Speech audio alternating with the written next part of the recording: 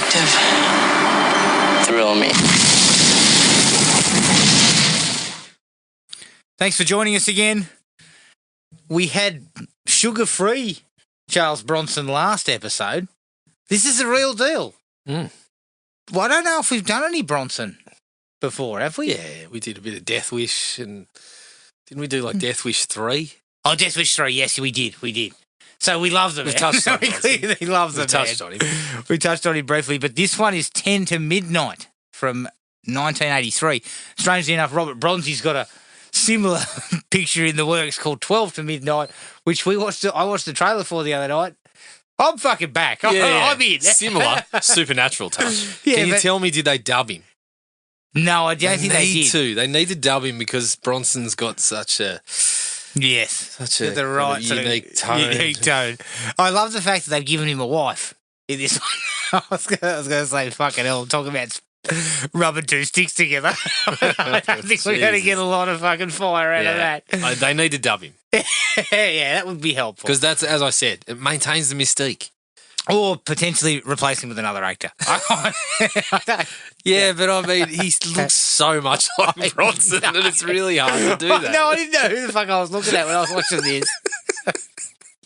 I was about to say, Bronzy, what are you fucking doing? But then he spoke and you realise, he no, can act a little bit. This guy It's actually can Bronson. act a little bit. All right, quick round the grounds. I watched The Iron Claw. Yep. Not bad. The performances are fucking phenomenal. The effort and the in giving it that sort of production design of the 70s and 80s. And fucking Zac Efron is clearly on the juice. Oh, yeah. He's on fucking something. huge. He's Like, massive. I Yeah. was just like, holy shit. But the effort in doing all that is fantastic. And it's a heartbreaking story. Mm. But it's too long. And some of the emotional beats don't actually land. Like, I didn't get a lot of emotion out of some of the stuff that should have been. Oh, I thought there In was my one opinion. or two that I felt There was really one that strong. really hit, which was kind of like crossing over. Yeah. That was really cool. I thought that was really well done. But there was a couple where it was just kind of like almost throwaway. I was like, ugh, hang on. Should have been a bit more there. But look, overall, not bad. I was pretty happy with it. I then dug back into Halloween. Halloween 2. I don't mind Halloween 2. Not too bad. Still reminds me of the original until things get a little bit ridiculous down the stretch. As it moves past that hour mark, it sort of goes a bit off the rails. But overall, nice sequel. Halloween 4, Return of Michael Myers. That has copped a lot of heat, Jared, over the years. I actually think it is really good. I think they do a fucking fantastic job of bringing Michael back after 10 years, and it doesn't seem that silly.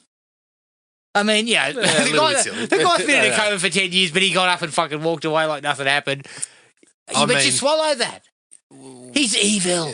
He's been dead for 10. He's been essentially dead for 10 years, but he's got the strength to put his thumb through somebody's forehead. Not too silly. No, not too silly. No, mate. I love Halloween 4. I think it actually works out really well. Yeah. For a sequel that further down the track, it does a really good job, I thought. And the last thing, I just started watching the first episode of Mr. McMahon. It just dropped on Netflix today.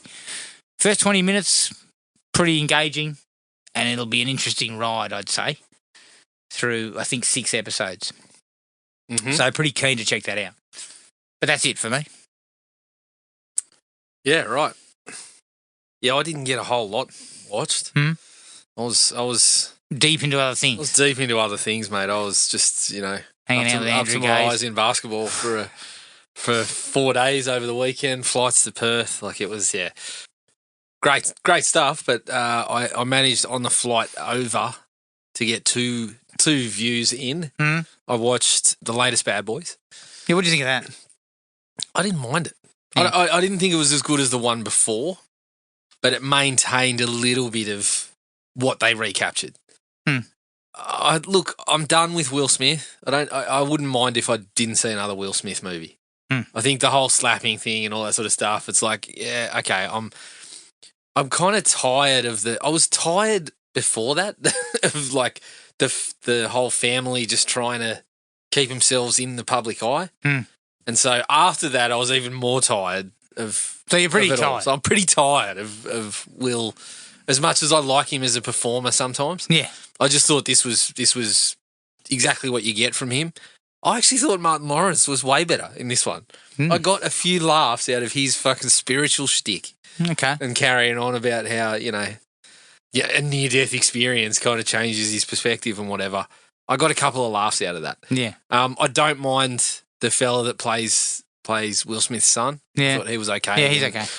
But, yeah, I mean, it was another one where within seconds of a large player coming on screen, you're like, oh, okay, I think I know where this is going. Yes. And that's exactly where it went. Yeah. It's like, always beware the newcomer. Like, especially when it's, oh, here's our little crew from the last movie.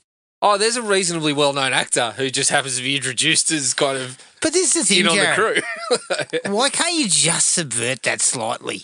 Yeah. We're going to look at this guy. Yep. But let's just subvert slightly. Yeah. Just take a slight detour. It's just they never do. They couldn't be fucked. They're like, well, nah. No one's going to care. And they're correct. No one cares. Yeah, it wasn't the biggest thing, but I didn't mind how they were trying to sort of twist and turn some of that. But essentially, I mean, make it a fucking nobody. And when he's introduced, to say, oh, hey. Yeah. Just throw away an actor we don't know. Or something. I don't know. I don't pretend to have the answers, but it's just like, yeah, it was pretty clear.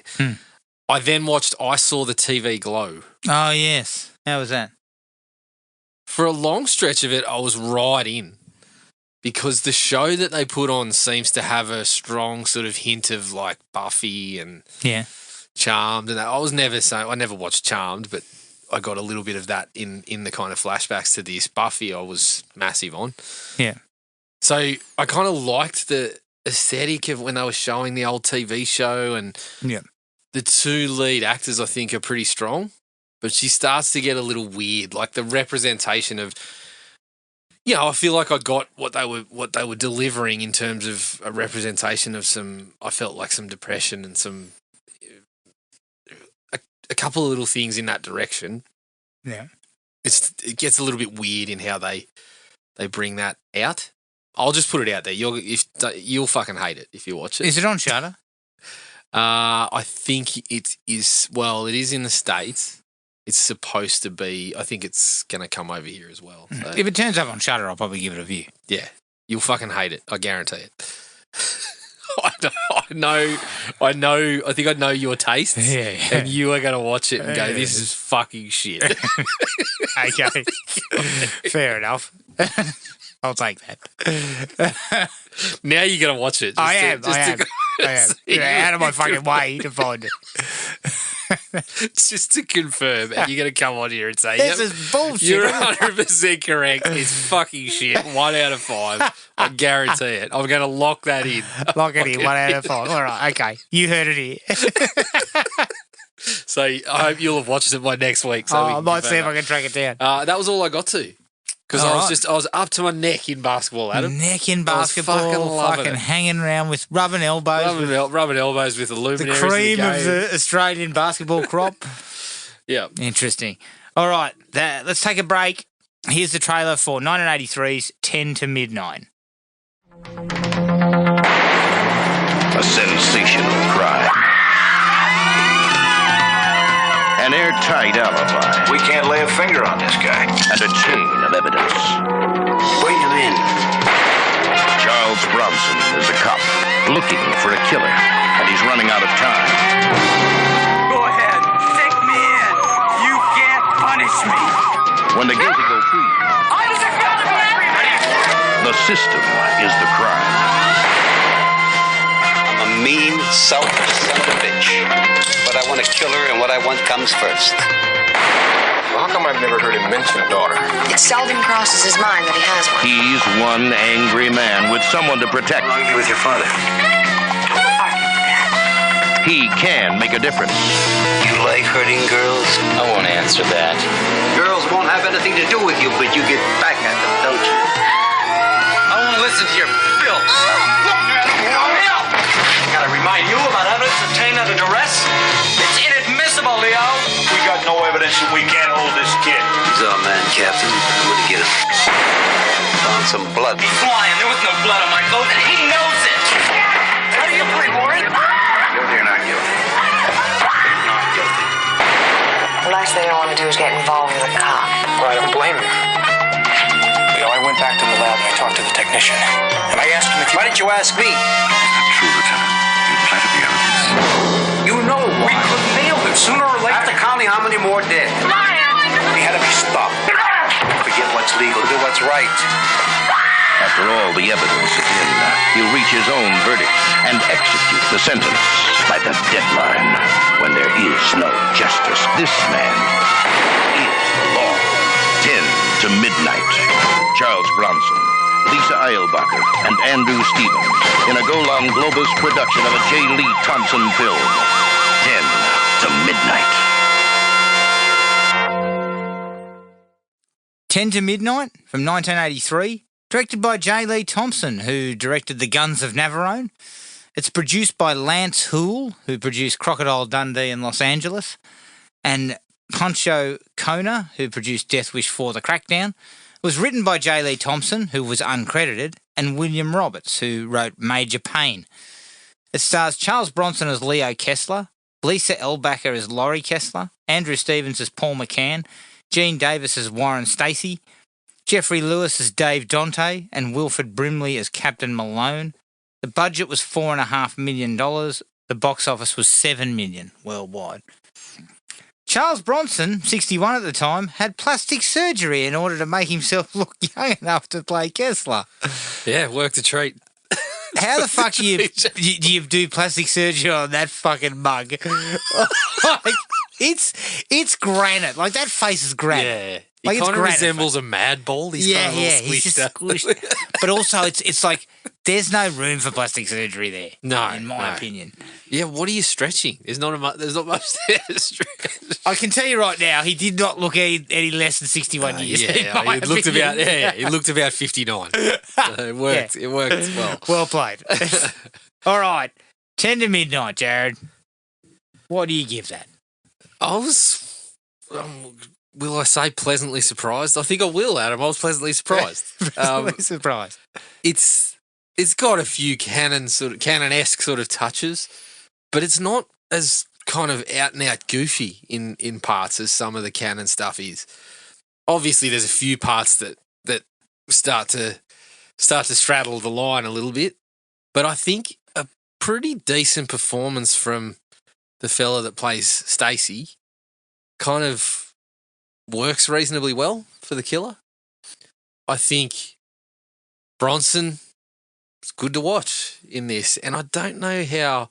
I feel like Lisa Eilbacher should have had a stronger career. Yeah, I would totally agree. Because I was always a big fan of her work in Beverly Hills Cop, of course. But yeah, she's pretty good in this too. Yeah, likeable presence. You know, just a couple of strong actors in the periphery. Wilson the Cajun Brimley is just hovering around If there. only he was fucking talking Cajun. Yeah, you can see the kind of real life cases that they tried to pick from. All in all, it works all right. So I would say I'm going to go for a 3, but I mean, fuck. Again, find me on a good day, you might get a 3.5 out of me, but I'll stick with a 3 today. I will also go with a 3, just to let you know. Roger Ebert gave it 0 and called it a fucking sewer.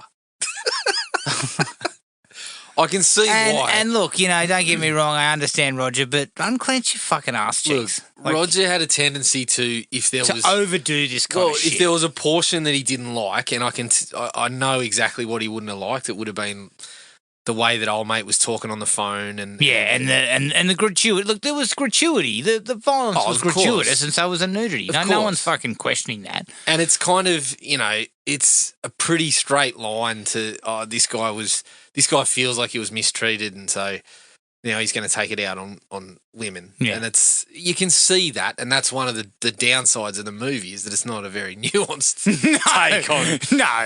No, it's not. And that's the sort of shit that cops it, rightfully so, these days. Yeah, of course. And it's fucking aged terribly. But it's also not, I don't think it's necessarily glamorising. Just because it's in a fucking cheap thriller, I wouldn't say it's glamorising the guy's behaviour. No. I mean, he comes off looking like a fucking scumbag. yeah. Fucking mission accomplished. It's very clear. He is the scumbag. Yeah, exactly. So we cheer when he I'm gets his not gonna lie. fucking shot in the head at the end of the movie. Yeah, Like, correct. It's nothing outstanding, but it's a entertaining enough police sort of thriller Yeah. that sticks to Bronson's wheelhouse. And Bronson, never the greatest actor, but seasoned enough to know when to kind of up the ante a little bit. Yeah. And I think that he's kind of quite good in this. Does he up the ante as much as Bronzy when breakfast is put on the Not table? quite. And I've got something to say about Bronson's lunch choices Oh, mate. at one point. So do I. But it's 10 times better than the Death Wish fucking sequels he was churning out around the same time. Well, not number 3. Number 3, number 4, and number 5 were fucking awful. So, Okay. so Charles, I felt like this is actually more where Charles could have gone. He had another one, I remember, Messenger of Death or something that was in like an Amish community or something like that. Fucking stop laughing.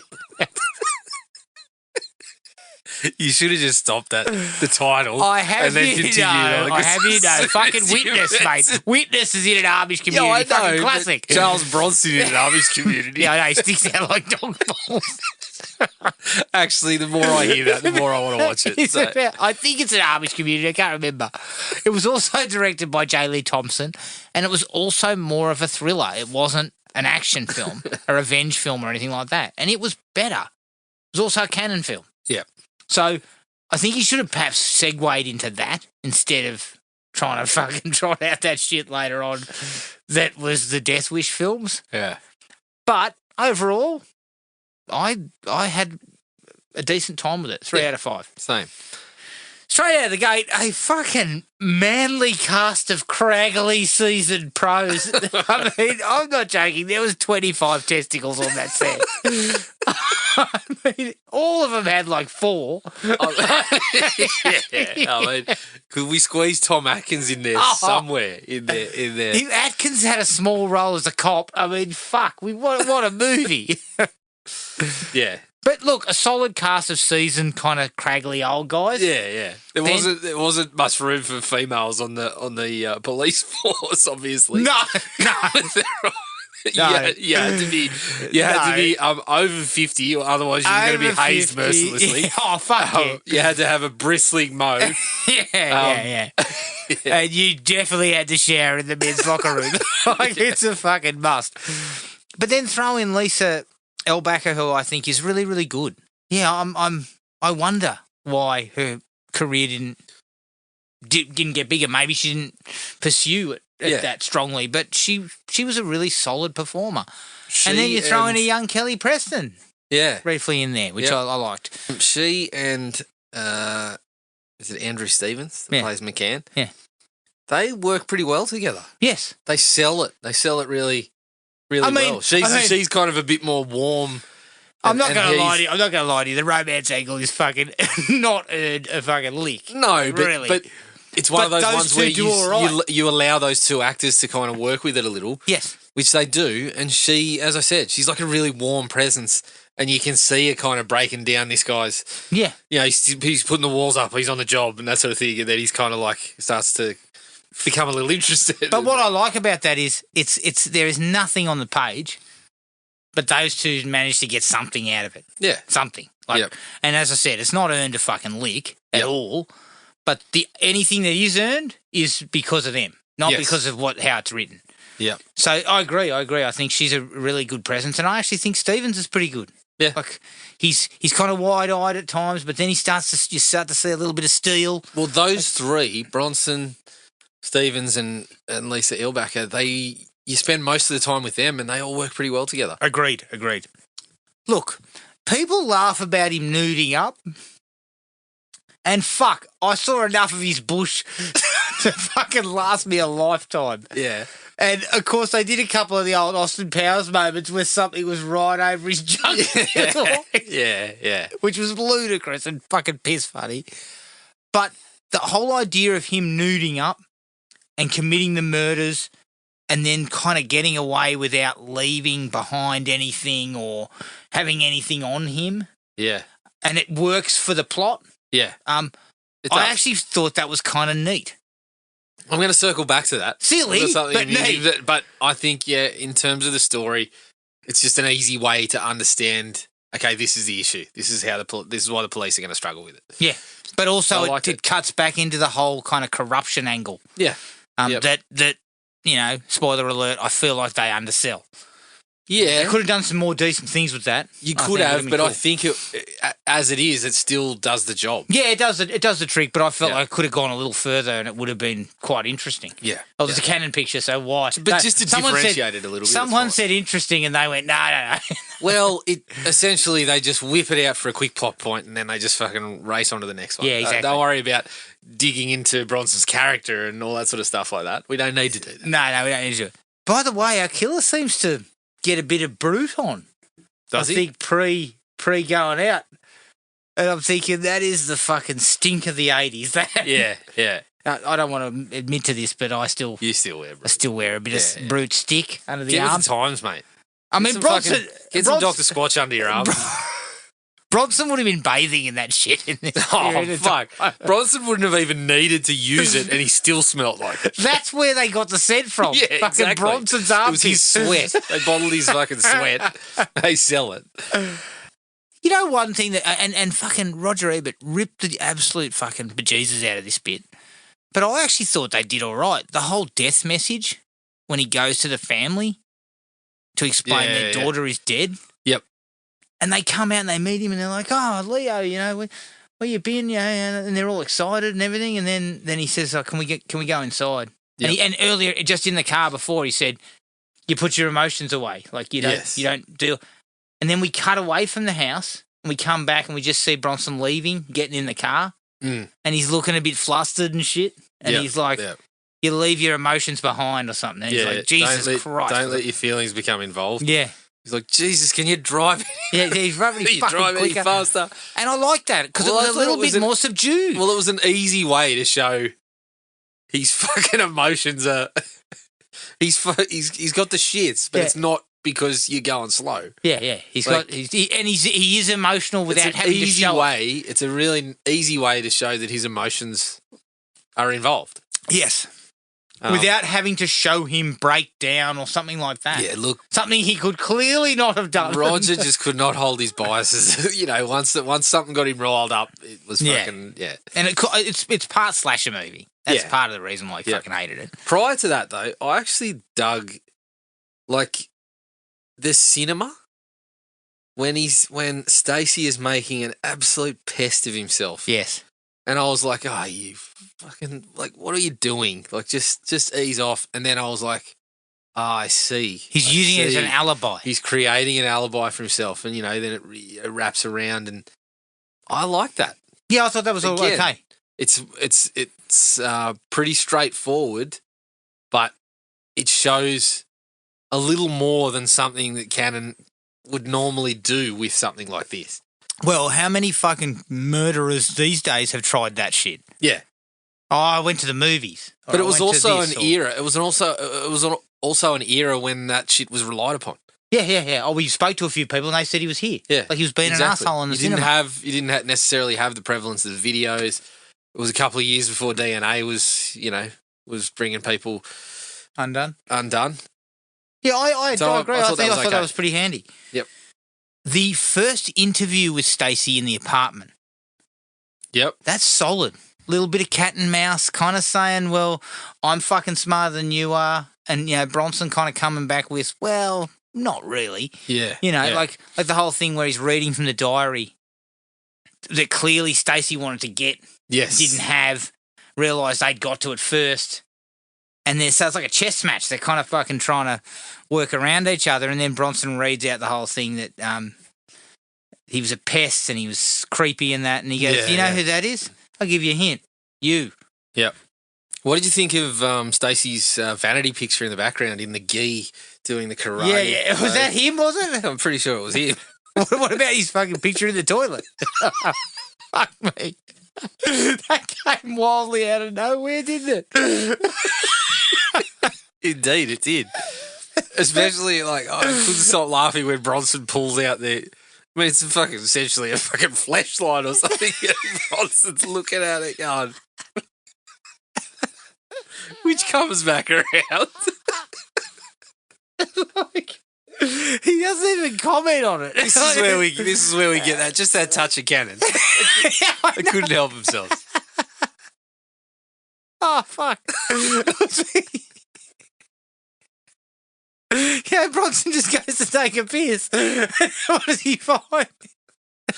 I mean, it was this A close bare to... ass bloke looking over his shoulder seductively. It was this close to the naked gun. If he had switched it on. Oh, no, fuck me. It's funny. Oh, unbelievable. That was great. But I like that kind of interrogation. And the same with the interrogation in the police station. Yep. Where Bronson starts to get fired up and puts the fucking photos in front of him. Yep. And he's trying to force him to look at them by grabbing him by the head. Yeah. Once again, then Cannon fucking pivots and pulls out a jerk-off machine. Yeah. Which looks like a prosthetic leg. Fuck. Yeah. He's like, what do you think this is? Yeah. He's fucking waving it around. What's it used for? It's a jacket off, isn't it? Classic. But then, as I said to you, they unintentionally made me fucking burst out laughing again when after Bronson's been taken out of the room for treating the guy inappropriately, he starts, talking about, this is the guy. And then he says to Wilford Brimley, give me one more whack at him. He'd only been 2 minutes ago waving a fucking jerk-off machine. As you said, I was expecting Brimley to just kind of, well, if you're going to whack him, don't use that thing. He's clearly been doing plenty of it. Oh, fucking hell. I wonder if those machines exist. It looked like it was going to take a lot of work to power that one, though. It looked like a fucking medieval torture device. Yeah. Holy shit. Jesus. Oh, fellas. It was also around this part. It looked like a fucking hand mixer with a fucking piece of rubber attached to the top of it. Oh, shit, yeah. That was a very a special attachment onto your fucking hand mixer. Yeah. I just baked a cake and then I'll check. While I'm waiting for it to cook, I'll put on the jerk off attachment.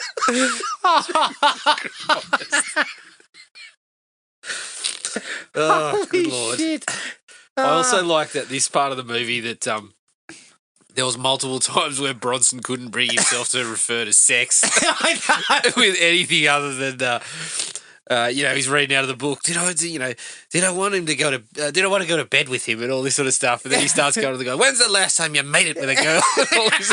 Like he just could not bring himself to say anything other than going to bed with someone. No, true. It's keeping it PG. Keeping it PG. Yeah. I like the angle of him tampering with evidence. Yeah. Again, I feel like there's more that could have been wrung out of that. Yes. But for a Cannon film that would never normally go down this route, Yep. it kind of painted him briefly in a light of like, the guy's just as fucking bad as him. Like he's clearly going to take risks to put this guy in jail, but he's corrupt. And then you kind of have a Stevens kind of cottoning on to the fact that he'd done it. Yeah, and I think that was the good part of it, is that it's sort of, it gives his character a bit of credit. Yeah. Starting to figure it out. Okay, well, this guy actually does have something to offer here. But then when he brings it to Bronson and sort of essentially puts out there that he's going to have to tell the truth because that's his fucking job, and that's almost the part that earns Bronson's respect, even though it fucking brings him down. Yes. So I kind of like that. Again, they didn't go too deep into that, but I think it still managed to work as is. Like you, in a different movie, you could have mined it a lot more. Yeah, and that's my dislike on it, and I'll get into it a little bit more, but a little bit more polished, and you could have had something really interesting. Yeah. And it actually could have played out still with Bronson. Yeah. It could have still played out with Bronson. If you'd have just done a couple of little things differently, that whole angle could have been almost like, has he actually fucking done the wrong thing? Do you know what I mean? Like, Yeah. because it's never really questionable. You know that Stacey did it. Which I actually don't think is too much of an issue. No, it's not. It's not. I know, it kind of relieves Bronson of any fucking He doesn't look like the bad guy Yeah, he either. doesn't look like the bad guy for doing it. I still think it could work with knowing that that character was, because it's not necessarily super concerned about the bad guy. It's to do with, as I said, I felt like it was more to do with the relationship between Bronson and McCann and his daughter. Yeah. Which I think did throw a decent little complication in there for the home stretch. Yes. And that attack in the apartment, pretty solid. Yep. Like, I think that they ramped that up pretty well, and it's actually quite unnerving. Yep. The way he kills the girls in front of, while Laurie's almost watching it. Yeah. And I think that's, again, I think his performance is all right. Yeah. Even though it is a little sort of straight down the line sort of psycho or whatever, I think he does enough with those moments that it's He's actually at his decent to best. watch. He's actually at his best when he's being a pest and he's making the phone calls. I think that stuff works really well. Other than his accent.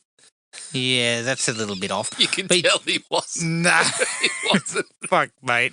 He sounds like he worked in a fucking restaurant. What was he meant to be? Oh, well, they said he was speaking Spanish. It felt to me like he was trying to put a Mexican sort of... Yeah, it wasn't good. It just did not. But Come out well. he is a little bit cold. And I'm assuming that's what they were going for. The weird guy that nobody can sort of... Everyone's a little uncomfortable around him. With good reason. So I think performance-wise, that kind of works because it works for what they were going for. Yep. That he wasn't likable. And he wasn't someone that people felt comfortable around. He wasn't likable, all right. Yeah, Fucking Jesus lunatic. Christ, he was an absolute loose cannon. And my last like was I actually liked the way he kind of, the film ends with him kind of saying, making a case for like being crazy. Yeah. And that he'll just, voices in my head have told me to do it and I'll get out and all this sort of shit. And then that goads Bronson into killing him. Well, I like that too. Yeah. Because you feel like essentially, we're leaving it just as Bronson's going to get fucking arrested and locked up for it anyway. But he just decides he has to do it. Yeah. And I was kind of I felt that's where it had to go. It had to go, and it goes there and does it pretty well. Yeah, I thought it was good. And you could see, he was building up the whole movie that he didn't trust the fucking processes anymore. And yeah. that's why he was doing what he did. And it's like, okay, well, we had that lawyer character to reinforce that.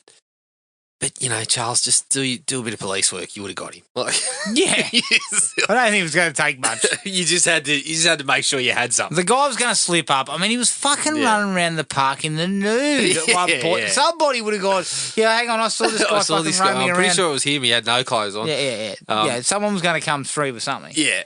Again, I've got some circling back to that one to do in a big way. But I actually like just prior to that, I sort of dug, as you mentioned the sort of cat and mouse earlier on. I fucking I really liked it when Stacey gets off and then he makes a threatening call to Kessler. So Kessler responds. Yeah, the next thing you know, Kessler rolls up in the car next to him as fucking cool as a cucumber and puts the fucking heat back on him and starts putting the pictures in his office and shit like that. I really like that. Yeah, so did I. It was almost like he kind of pushed him to attack somebody else. Yes. And so, but he was planning on sort of picking him up before he did it, laying a trap. But then it pivots again, and Stacey kind of lays a trap for him. Top, yes, and kind of tries to get away, which it all worked up to a reasonably strong finale. Yeah, I would agree with that. Yeah. I would agree with that. It's more in Death Wish territory. The last half hour is more in your Death Wish angle. It certainly ramps up. But as I said, I appreciated that they tried to continue with that little bit of, you can't rattle Bronson. You cannot Nobody rattle. can rattle that fucking bloke. Nah. Him and his 4 testicles, mate. He fucking handle it. Yeah. So that was I like that. Okay. Any more likes for you? Yeah, I've got a couple. Oh, here we go. Again, this was not really something to necessarily like about the movie, but it made me laugh. When we open up, Bronson's in the office typing. He's got he has to. He's Charles Bronson. He's got the ultimate fucking 2-finger technique. Oh, no, I don't write reports. Yeah, I don't do that shit. And it's like you look at it and you I say, don't even well, take notes when I'm interviewing someone. Yeah, it's like There's no notes being taken. they know that you can't take this guy. It doesn't matter if he fucking shoots someone. It doesn't matter.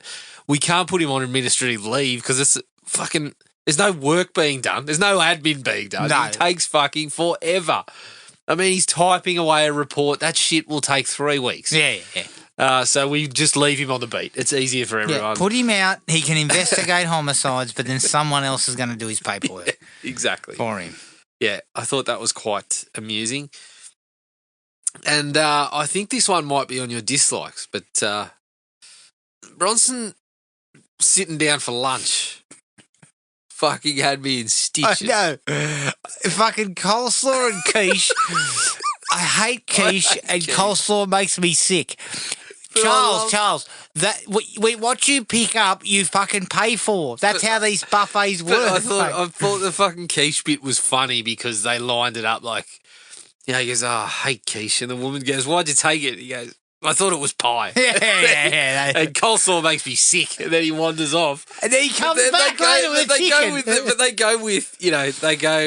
They leave it with McCann and Kessler's daughter to go a bit of back and forth, which again isn't too bad. Yeah, it's like, just a minute or so of, he's a great cop. Yeah. Yeah, but he's a shit father kind of talk. Yeah. And then Bronson wanders in and goes, this place is an ulcer factory. What do you think you're getting? It's a fucking cafeteria. It's a hospital cafeteria. Yeah. Dude, and he is fucking You're picking up butchering. the wrong shit anyway. He has got a chicken on his fucking plate and he's butchering. Like, he's absolutely fucking slewing that thing. He's having a shocker. Like, I'm not joking. It needs to get the fucking whack off attachment off that thing and then get the cutting attachment. And sort it out. Yeah, Charles. Exactly. Yeah. I got plenty of laughs out of that, though. Yes, but it was I not did. his best. No, it was kind of funny because he kind of that's the part where he presents as just a fucking idiot father who's never fucking he's never had to hang around his daughter and realise how much of an embarrassment he is. Exactly. Fucking hell, there's nothing cool about him. Oh shit! Yeah, that was it for me. Okay. Dislikes.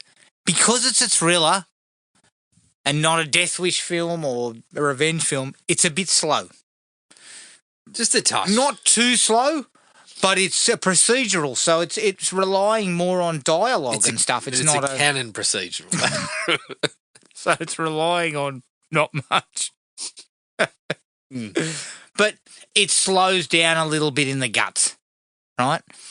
Which hurts it just a little bit. Not too bad, but just a smidgen. Just a bit. The cold open, I agree with you. Watching Charles Bronson take a statement from someone, 2-finger typing is rather amusing. But it's a cold open that really, it feels out of place. I did read something that said it was actually later in the film. Half an hour in. So it's a bit weird at having it. It would have been weirder half an hour in. I think. Yeah, what would have been the connection? Well, it seems like it was possibly initially to do with who they were chasing, and he's just taking a statement from this, or pretending to take a statement from this bloke. Yeah. Yeah, that was a little bit weird. Yeah, it just felt a little bit out of place, that's all. Yeah. The door, the window in the toilet at the cinema that's as big as a fucking doorway that just appears out on the roof. Yeah, yeah. I don't think I've ever seen a toilet window like that. No. I mean, the guy just opens it, gets out, wanders out, fucking nudes up, murders a woman and a bloke, returns like nothing happened.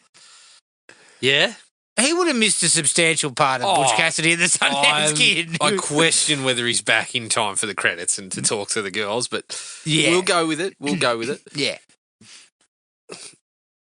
it's the kind of thing that Canon adds to their films where no one's going to ask a question about this. No. Look, I'm going to go with a couple of specifics and I'll leave my big sort of broader one for later. But when they get to the first crime scene, I couldn't stop laughing because they show a little bit of, photography, forensic work or whatever, and then they all clear away. We know what's coming after. We know Charles Bronson's going to walk onto the scene. But he walks from out of a tree. Out of a tree? Yeah. Go back and have a look. He's in the tree? He's kind of, it's like a big, I don't know. Like a I don't know bush. like a big pine tree kind of thing. And he just kind of wanders out from inside the tree. And I was like, I like that you're being thorough, Charles, but it doesn't really work for the film. Charles, were you urinating? I think he was. Were you urinating in there? What are you looking for in there, mate? By the way, I also had to I cracked a laugh when it's like he looks down at the gum and fucking Stevens goes, "Oh, that's mine." Yeah. Yeah. It was seconds before that. It's where he goes, that's where he comes out of the tree and then kneels down to pick up the gum. It's like, what in the world as a detective would make you go, "I'm on crime scene"? Yeah, exactly. Exactly. Come out the fucking ground. Yeah. Oh. Yeah, that was quite funny. And I think what they were trying to do was to show that Bronson's the seasoned pro and McCann's the new boy in town who's so stupid he spits his gum But then out. he proceeds to go with every other part of the film to show he's not really an idiot. So Yeah, so probably it's a doesn't bit really fit. strange. But anyway, obviously I spoke about the accent when he's on the phone. Girls. It was a shocking accent. Anyone that was speaking to you would have said, it's Pepe Le he was Pew here." speaking. He was speaking Spanish, but he wasn't from a Spanish-speaking country. No. I'm pretty sure he's as white as rice. Yeah, I think so. Yeah, he's a fucking white boy. Yeah. I mean, he was getting a bit fiery on the phone too. He was. I jam it in your ass and all that sort of shit. And I was like, oh, Yeah. mate. That's the point where I looked at it and I said, Roger this is Bonner. why Roger gave it a 0. Because some of this is very unsavoury work, untidy. We don't necessarily need to hear all of it. Yeah. We could have shown someone on the other end of the phone just God. listening. Oh, how disgusting. How dare Don't you. you ring back here again. That would have done the job for me. I loved Bronson deadpanning though in the coroner's thing where he's just like, we all know that the killer's knife is his penis. It's just like, Charles, fuck, mate. Please elaborate. Obviously, you've got some psychological grounding. But no, he just puts it out there, leaves it in the air. We all know that. We all know that. I want to hear why you think you know that. That would be nice. Yeah, exactly. The very end sequence. I like it. Stacey is flat chat when he's out the window. He's sprinting, chasing the daughter. Yeah. All right. Bronson is well Absolutely behind. sprinting. Bronson on screen could at the absolute best, be described as a light jog. He's fucking ambling, but he somehow pulls a Jason Voorhees. But Bronson's not a strong mover in the legs either, No. is he? But it's funny because they show He's a trundler. they cut between shots of Bronson and Stacey. Yeah. It's an amble. The guy's 61. I'm not gonna hold him. No, 59. hold The him against plastic 59. surgery. Sorry, yeah, I forgot. He looked great. No, I think you should have gone to see the boys from Botched. And you know what they would have said? They've done fuck all for you. Yeah. They didn't do anything. I think they just fucking gave you a needle, knocked you out, and woke you up. Fucking a few hours Look at later. you look lovely. They swabbed his head in bandages. Said, oh, man. mate, they don't. Just well, you'll go They down. in a few unfurled weeks." them and said, fucking fantastic. This is our best work yet. How do you feel? Great. Good. They gave him a haircut and a shave. Said, you look fucking 20 years younger. I think that's exactly what they did. But yeah, he's absolutely ambling. Stacey is in full sprint. It looks like he's got a bit of pace. Well, he's got a Little bit gear of on pepper. too, so he can still Exactly. he's He's right out. unencumbered. I mean, Dick's just swinging in the breeze. And Bronson pulls a Jason and just ends up in front of him. No, he just Somehow. appears in front of him. And I know it's kind of meant to be for like Oh, yeah. dramatic purposes. He fooled him. He took a shortcut. Yeah. I outsmarted you. He took I a didn't shortcut. run in a circle. I went in a straight line. He stepped into one of those fucking things that the fly had. Yeah. Appeared in front of him. Just appeared in front. I'm going to say this, a classic bit of canon. They go to a party, a frat party, Yes. and fucking Andrew Stevens hears some moaning and just bursts into a room with a Yeah. couple having sex. What? The guy's wearing scrubs, Jared. Well, it was at a nurse's party. Yeah, but it's a party. Put some jeans on. Well, sometimes you got to get there in a hurry. That was exploitation canon. That It's the whole party. piece. It's the party of the year, mate. You don't. Oh, fucking, huge. Yeah, you just don't even go have time. straight from the hospital. You in come your out of surgery straight to the party. Yeah, you don't even take your gloves off. You fucking let's get there. Yeah. Do you have any more? I do. Okay. Romance angle doesn't really. As we said, I think the actors make more of it than it probably deserved. Yeah. It's fairly lightweight. She barely knows the guy, but I think you have to look at it from the perspective of canon. We're not really worrying too much about that, No. right? And it never really pans out to anything. Just your standard formulaic stuff. Yeah, But you needed them to do something. As we said, two likeable performers that probably gave it a bit more than it was worth. The worst part of Stacey's performance is when Bronson tells him you're being arraigned for murder because we found blood on your clothing. Yeah. And he's like, no! He starts He starts bashing blowing up. the door. That's when his lawyer should have said, oh, shit, I think this guy should be locked up. Oh, shit, they've got us. Yeah. Oh. Yeah. Can you talk your way out of that? No, let's just let this guy go. But yeah, he starts screaming in a high-pitched voice, and then at one point I think he's fucking going, oh. Yeah. Sorry, you'll have to find your representation. Yeah. Been nice Ooh, knowing is you. that the time? Jesus, I got other people to represent. Yeah. Okay, this is the bit that I didn't like. No, sorry, not that I didn't like it. I felt the planting evidence storyline and the corruption angle. Mm-hmm. If with just a little more nuance and a little bit of polish, so you didn't know that Stacey was the murderer, but he was high on the suspect list, that Bronson plants the evidence, and then it's is he right or is he wrong? Like, we don't know. And then you could have put him and McCann at odds over that, a lot deeper. I guess the problem with that is that you then remove all of Stacey's work. Well, you remove the exploitation stuff that Cannon would have been going for. Yeah, so it's not a Cannon picture. Not really for this movie, I don't think. No, it's not a Cannon picture. It's something else. Yeah, right? Yeah. But I would have liked to have seen that in terms of Bronson still had enough in the tank to give you that conflicting, especially with a bit of fresh plastic surgery. Yeah. A couple of years knocked off. I mean, he had a full tank of gas. He was feeling like a full. He had a full tank of gas. Yeah. What I mean just been is, serviced. he was a good enough performer to perhaps give you a little more there and give you enough of that conflicted guy. Yeah. But you're right. Cannon would not have been aiming for that. Like, Cannon's not looking at a script with that sort of shit and going, yeah, this is perfect for our stocks. Like, we need to exploit. Yeah, I think I think they played it right for what I can see of, okay, we're just going to put it out on the table that this is the guy. And just use that as a complication and the reason for him being out on the street. And again, they were going with that Richard Speck. Yeah. All that sort of stuff. Yes. Some real life cases they had the case of a cop who did it. Yes. And they were kind of winding them in there a little bit. Yep. So, fair enough. Yep. That was it for me. That was it? Okay. My biggest problem with the whole movie. I get that it's early DNA. Charles Bronson. It's looking fresh. Looking sharp. Fresh, looking ready. I get that it's early DNA. I get that it's a couple of years before we start pinning people with DNA and using it in crime scenes and things like that.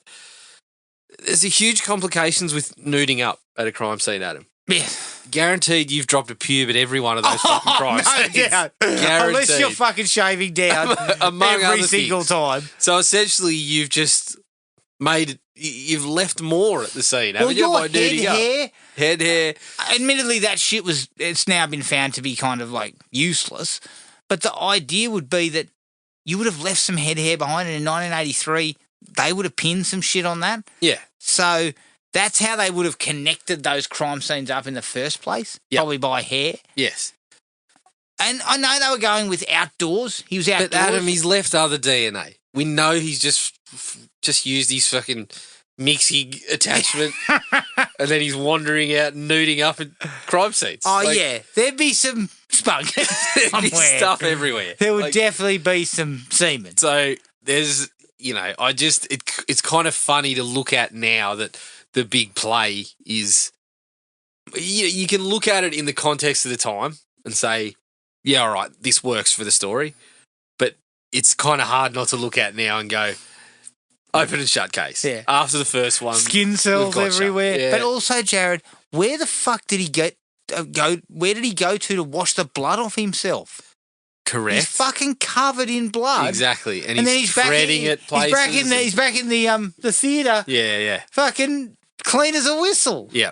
Well, that one was near a lake, so maybe he just went for a quick dip. Afterwards. But yeah, further complicates because some of those scenes we saw, it was covered in blood. So you're fucking treading in it and leaving a fucking footprint. Footprint somewhere. Like, yeah. It's And if you had a footprint, Bronson doesn't need to plant the evidence. Correct. He says, right, we're going to roll your foot. We're going to fingerprint your foot. Yeah. Right? Admittedly, maybe those things weren't being done back then. No, you just fucking shot someone or you fucking planted the evidence on the guy that you thought it was. And that was a good cop.